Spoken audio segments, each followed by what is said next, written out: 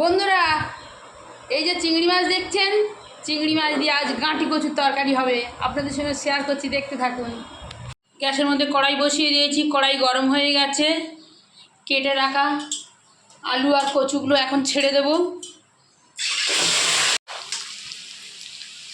আলু কচু প্রায় ভাজা ভাজা হয়ে এসেছে। একটু ভেজে রান্না করলে খেতে টেস্ট হয় বেশি, তাই একটু ভেজে নিলাম ভালো করে।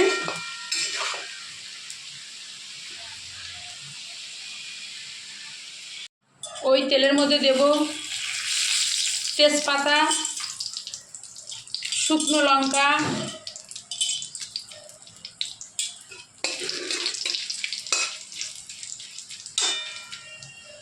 গোটা জিরে,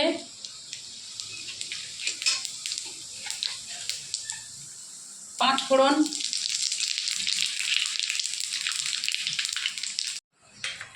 দেব পেঁয়াজ। পেঁয়াজ আপনারা দিতে পারেন, না দিতে পারেন।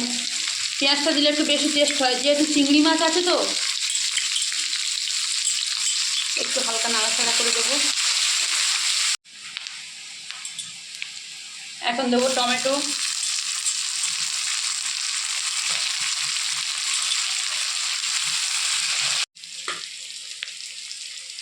এখন দেবো আদা বাটা পরিমাণ মতন,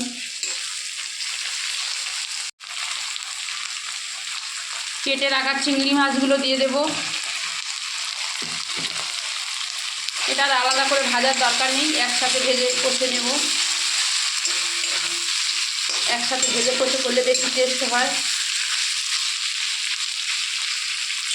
পরিমাণ মতন লবণ, হলুদ, লঙ্কা গুঁড়ো, জিরে, ধনে একসাথে সব মিক্স করে ভালো করে কষে নেব। বন্ধুরা, একটা কথা মনে রাখবেন, যখন কচু আলুর তরকারি করবেন তবে মাস্ট গরম জল দিতেই হবে, কেননা কোন কচু কেমন হয় গলা ধরতে পারে। তার জন্য মাস্ট গরম জল দিতে হবে। আমি এই গরম জল বসিয়ে দিয়েছি। চিংড়ি মাছ মশলা দিয়ে প্রায় কষা হয়ে গেছে। এখন উপর থেকে গরম জল দেব।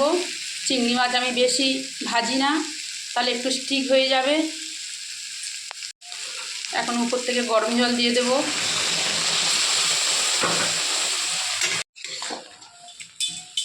গ্রেভিটা ফুটছে। উপর থেকে কচুগুলো এখন দিয়ে দেব, ভেজে রাখা কচুগুলো।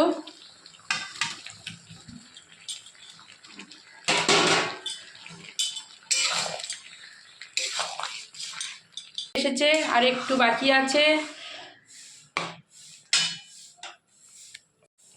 টেস্ট করে দেখলাম নুন, ঝাল, মিষ্টি সব ঠিকঠাক। বন্ধুরা, এই হলো আমার কচু চিংড়ি মাছের রেসিপি। এখন হয়ে গেছে। উপর থেকে ভেজে রাখা জিরের গুঁড়ো দিয়ে দেব। ভিডিওটা যদি ভালো লেগে থাকে তাহলে সবাই লাইক, শেয়ার, কমেন্ট করবেন। সবাই ভালো থাকবেন। টাটা।